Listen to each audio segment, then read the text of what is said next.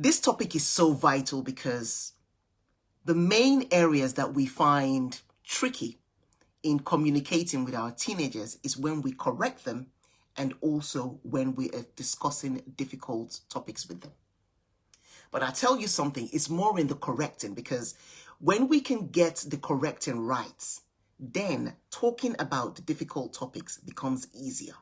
They become easier. Okay, so correcting our teenagers is where we need to get that, not just the practice, but get the evolvement that goes with correcting our teenagers. When we can get that right, we can get every other thing in the communication right. And with communication right, your connection is better. And with connection better, you flourish better in your relationships. So very important topic. So I asked a question a few days ago, and I said, do you correct your teenagers privately, or do you correct your teenagers in front of their younger siblings? And I had various answers across Instagram and Facebook. And it's great. I really appreciate all the answers that I got. And they were, truthful answers. Some say I correct in front. Some say no, I do it privately. Some say sometimes they do, sometimes they don't. So, and it's all valid and very, very, very honest answers. And I really, really appreciate that. What I now wanted to share, and what I actually answered in some of the comments, is that I said, who is your child? What is your teenager? Is your teenager a sensitive teenager? Because sensitive teenagers are they're very sensitive to those kind of situations. And if you know that you have a sensitive teenager, then the best thing is not to correct them in front of their younger siblings. And I'm going to give you reasons why. If you have a teenager who really can't be bothered, whether you correct them in private or you correct them in front of their siblings, they just can't be bothered, then fair enough. But it's a better practice to correct them privately. And I'm going to share with you reasons why I say that. Okay, it's better to correct them privately. Now, one of my friends said, well, if it's a joint, if it's something that they all did together, then we can correct them, and that's fine. Of course, that's the case. I can't remember I can't remember the term for Luke used, but it was so funny, and I laughed. I said, yes, it's so true. If they're joint culprits, then yes, correct them in front of each other. Fair enough, because you're doing the same. You're correcting them for the same thing that they did. So that's fair enough. So let me give you some tips. When we correct our teenagers in front of their younger siblings, see what happens. Your teenager is not listening to that correction you made. They are, because the teenagers, you know what teenagers are like. Teenagers are very conscious of themselves. They're conscious of the environment. They're conscious of what people are thinking about them. So when you correct them in front of their younger siblings, all that is going on in their heads is, oh my God, what is she going to say about me? What are they going to think about me? Oh, they're going to laugh at me. Oh, he's going to say this about me. So that's all they're thinking about. For them, is more of the embarrassment. The correction you're making, you must be making sense. You must be saying the right things. You must be correcting the right issue. You have a right to correct. But that timing in front of their younger siblings, that's not working for them, because they're more consumed with the embarrassment they feel. And when a teenager feels embarrassed, nothing that you're saying is going in. Nothing that you say is going in. And then guess what? You're going to see yourself repeat the same thing over and over again, because they didn't get it at that time you were talking. That wasn't a correction to them. That was an embarrassing moment. And guess what, guys? That also adds up to their memories. That's a tick in that memory. Embarrassed. She's embarrassed me again. He's embarrassed me again. A tick in their memory.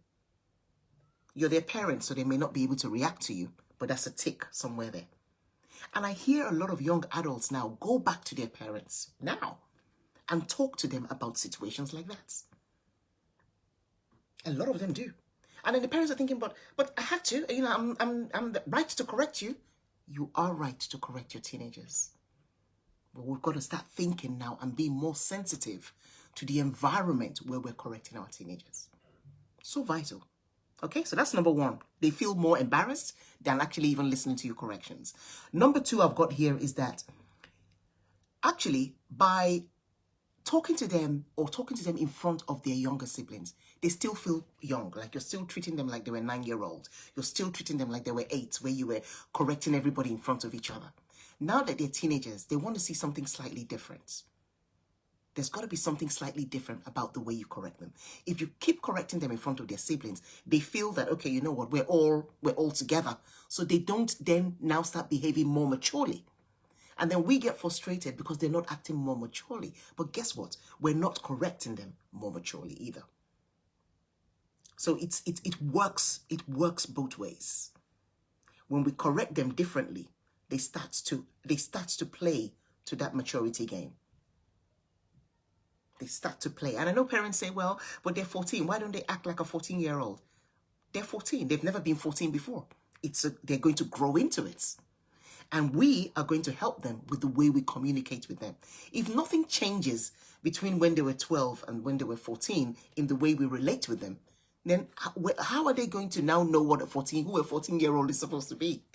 Does that make sense? So that's one of the reasons. Okay. Number 3 is that when you constantly correct them in front of their younger siblings can take them for granted for that. More disrespect can come way, and guess what? More sibling rivalry. And again, I have a lot of parents who talk to me and say, what can I do about the sibling rivalry? Well, this is one of the things you can do. Stop correcting your teenagers in front of their younger siblings. And that would help foster the relationship between them and their younger siblings better. So that's another way to deal with sibling rivalry. Okay? And then the fourth point I've got here is that when you correct them in front of the younger siblings, they haven't got the time to reflect on your correction. So your correction is not going to make sense to them. They're not going to have time to think about it and say, okay, you know what mom said was right, what dad said was right. I need to start doing things, but there's no time for that because everything has been just said in front of their siblings. All they're going to do now is leave that place that you've spoken to them and think more of the embarrassment, be upset at the embarrassment, lock themselves away or not talk to you or frown their faces, or some of them cry because of the hurt that they feel.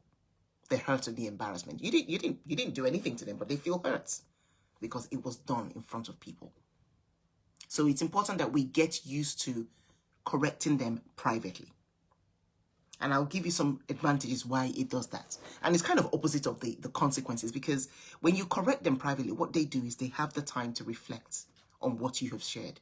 They have the time to reflect and say, okay, you know what mom was saying is true, or what dad was saying, that makes sense. I'll think about that. When you also correct them, they have the opportunity to actually now say, give you the reason, the real reason why they did what they did. Because sometimes we ask them, why did you do it? This, that. If you're asking them in front of siblings, they're just going to say, I don't know. No reason. But when you're speaking to them privately, they have that opportunity to say, you know what, mom, I did this because, in school, they were making fun of me. One of my friends was making fun of me at that time. So I was trying to tell him to stop it. And at that point, the teacher saw me. Or in the lunch, maybe during lunch, 2 friends didn't call him or call her to join them to go for lunch. Those kind of things can be very upsetting to teenagers. And they can react with those kind of things or not do something because of those kind of things. But we won't get to hear those reasons unless we talk to them privately. So that's why it's so vital to speak to them privately, so that you can catch those real reasons why they did what they did or why they didn't do what they did. And guess what? More teaching moments. Then you've got a chance to teach them. You've got a chance to share with them and say, okay, you know what? Don't worry about those your friends that did that. You know what friends are like. This, that. You're now correcting 2 things. And they leave there more empowered. That, okay, you know what? Next time when I go to school, if my friend is reacting this way, I'll go chat with my other friend or something like that. I'm just giving examples. I know we're in lockdown at the moment for that to happen. But that's where you gain more reasons why they did what they did. And for me, I love to know why they did what they did, because that's what we need to correct. That's what we need to help them deal with, so that when they go out there later on and face situations where they have to make choices, they know the reason behind why they're doing things. That's the growth that we're expecting in our teenagers. That's the growth we're helping them build by knowing the why. But knowing the why in such a teachable way. Not shouting about why did they do it. Not being on their case, criticizing them. That's not going to get the real reason. If we're going to shout our way to our teenagers, they're going to keep their mouths shut. And we're not going to hear what they need to tell us. And I say this because our voices really, really matters. I think I'm on that journey where I'm going to say this more and more. Because our teenagers have lots of voices to contend with. All they need to do is go on their phones. They have lots of voices to contend with. So if our voices are just the voices of criticizing them, condemning them, shouting at them, screaming at them in front of their younger siblings, if that's the voice that they know us about, they're not going to come to us when it's really, really the crunch time. They're going to listen to outsiders. And guess what? You and I know those outsiders may not share your value system. Those outsiders may not share your value system. So it's really, really important that we learn how to switch up that communication now, so that our voices are the voices that they go to. Our voices are the voices of reasoning that they go to. We can't afford to stay the same. No. We can't afford to be the same, especially if it didn't work. Thank you, Tinu. Thank you. We can't. We can't afford to be the same. We've got to change it up. If not, they've got other voices to listen to. And I say this to moms, I say this to dads. Dads, I say this to you guys. We have got to change it up. We've got to change it up. This is not the case where they don't have people to listen to. There are many voices now. And clashing value systems all over the place. You and I know it on social media. Clashing value systems all over the place. So we've got to make those changes. Okay, so correcting them, I would say, let's give them the time to reflect on it. Let's give them that moment of privacy so that we can actually even get to the root of the matter. Avoid correcting them in front of their younger siblings, because then that fosters more of the sibling rivalry that we don't want. And sometimes someone has asked me on Instagram that what if their ages are quite close?